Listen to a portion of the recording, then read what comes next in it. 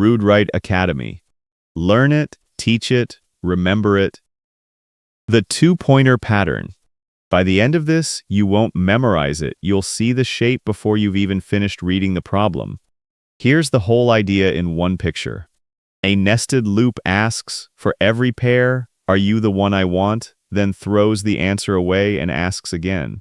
Two pointers keeps what each comparison taught it. It takes one confident step instead. Picture a long hallway of numbered doors, sorted smallest to largest. You stand at one end, a friend stands at the other. You're looking for two doors whose numbers add up to 100. Here's the lazy way. You knock on your door, then your friend knocks on every single door, checking the sum. Then you step once, and your friend starts all over from the far end. You'll find the pair after a staggering number of knocks, roughly the number of doors times itself. Now watch what two clever people do, calling their numbers and adding them. Too big means the friend's door is the largest left in play, too large for anyone, so the friend steps inward. Too small means your door is the smallest left, so you step inward. Exactly 100, and you shake hands across the hallway. And here's the payoff. The lazy way draws a dense tangle, doors times doors. The clever way is two tracks meeting in the middle, doors once. That collapse, from the square of the input down to the input itself, is the entire reason this pattern exists. Let's be honest about the slow way. For each of 10 numbers you scan all the rest. 10 numbers, 10 checks each, 100 checks. 1,000 numbers becomes 1,000,000. And 1,000,000 numbers becomes 1,000,000,000,000. The work grows with the input squared, and that wall is where every beginner's first solution dies. But look closer at what we learn and throw away. We scan to the far end and discover the biggest number is too big to pair with our small one, which is genuinely useful. And the nested loop ignores it completely, scanning the same region all over again. Every redundant scan is the algorithm relearning a fact it already knew. So here is the converging machine, plainly. Look at the sum of the two ends. Too small, move the left pointer one step toward larger values. Too big, move the right pointer one step toward smaller values. Stop when they meet or when you find the target. Why is this allowed? It rests entirely on the list being sorted.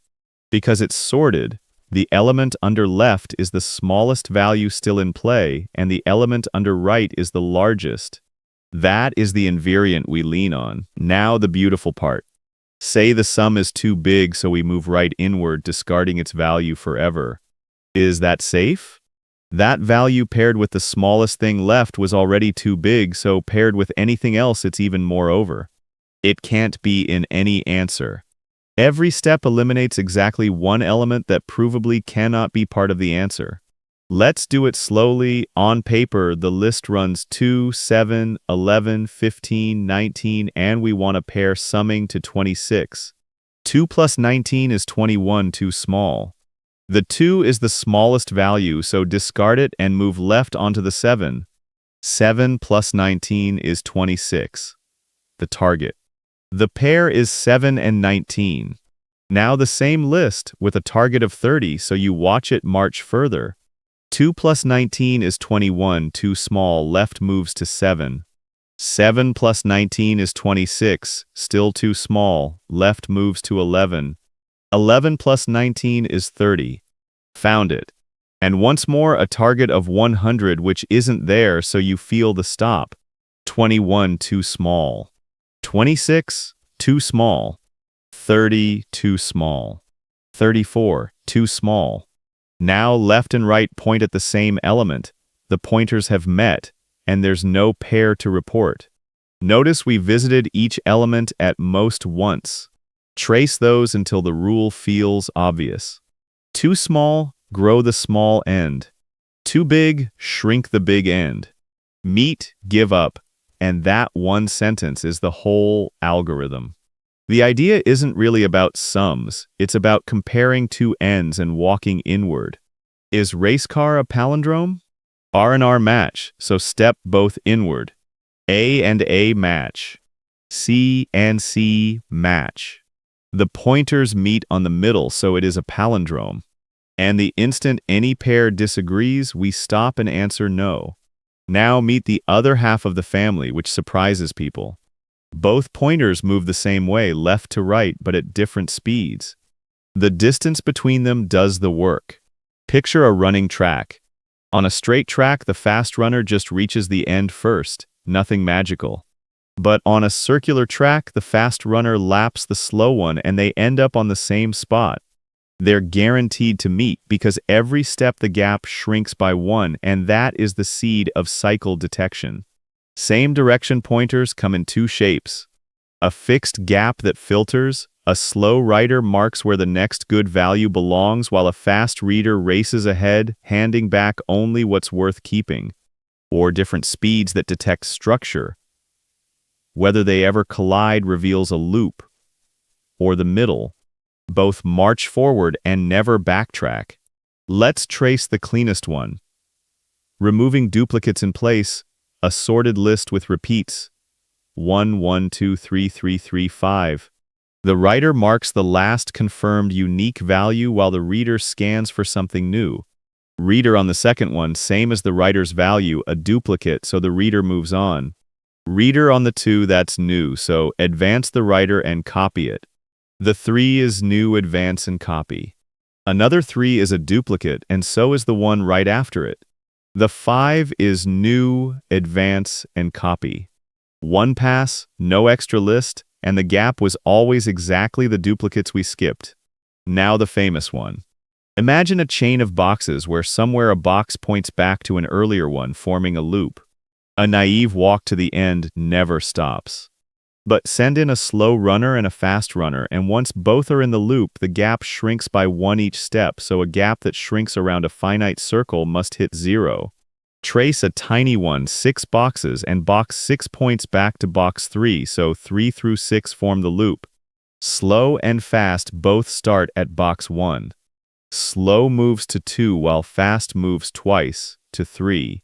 Slow to 3, fast to 5. Slow to 4, fast wraps around to 3. Slow to 5, fast to 5. They are on the same box, they have met, and a loop is confirmed. Let's cash the speed promise. The 2 pointers only move toward each other, so together they cover the list exactly once. 1,000 elements take 1,000 steps instead of 1,000,000, and 1,000,000 take 1,000,000 instead of 1,000,000,000,000. That's the difference between a program that finishes and one that doesn't. And the memory cost is the quiet bonus.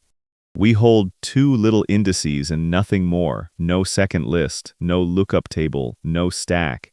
The extra space is constant, it doesn't grow at all. Linear time and constant space at once, exactly what interviewers probe for. 2 preconditions, and they're load-bearing. Converging pointers need the data sorted or symmetric. The whole correctness argument depended on left being the smallest and right the largest. Fast and slow need a forward structure to traverse, where moving forward is well defined. Get these wrong and the algorithm runs happily and lies to you. 4 traps account for most broken 2-pointer code. First, running converging logic on unsorted data, where too big and too small are meaningless without order. Second, the wrong loop boundary at the meeting point. Third, forgetting to advance a pointer and spinning forever. Fourth, in fast and slow, leaping off the end of the chain without checking it's there. How do you spot one in the wild? Ask 4 things. Is it a sorted array or a forward chain? Are you weighing 2 ends or filtering and hunting a loop? Does each comparison rule a candidate out? And does a nested loop feel obvious but too slow? 4 yeses, and you know which pointers to place and which way they move. This pattern is everywhere. Sorted 2-sum, 2 ends meeting on a pair. Valid palindrome, 2 ends walking inward. The most water 2 lines can hold, shrinking from the shorter side. And cycle detection, the fast runner catching the slow. See your problem in that shape and the pointers place themselves. You master it by placing the pointers out loud on a ladder of problems: valid palindrome, sorted two-sum, remove duplicates, move zeros, container with water, cycle detection, find the middle. Say which pointers and which way they move every time until the placement is reflex. So, the one idea to keep: a nested loop re-asks what it already answered, while two pointers keeps it and takes one irreversible step. Converge from the two ends of a sorted structure, or run fast and slow the same way so the gap does the work. Place the pointers, make every step rule something out, and never look back. Want to keep learning? Come find us at academy.rudewright.com.